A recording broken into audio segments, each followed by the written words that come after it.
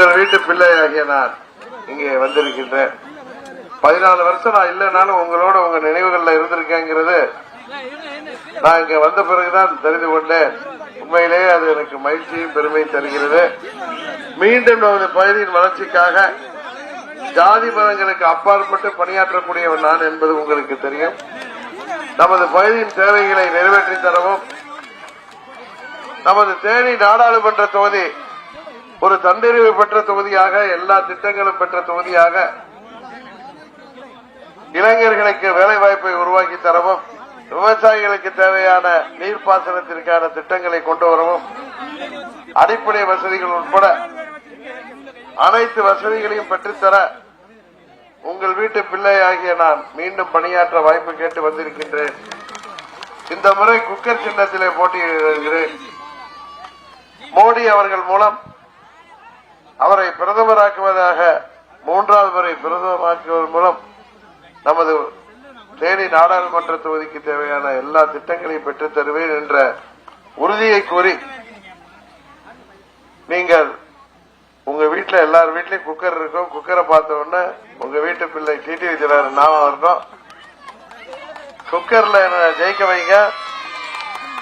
உங்கள் தேவைகள் அனைத்தையும் மீண்டும் உங்களுக்காக பணியாற்றுவேன் என்ற உறுதியை தருகிறேன். நம்ம குக்கர்ல ஓட்டு போடணும். குக்கர்ல ஓட்டு பண்ணுங்க.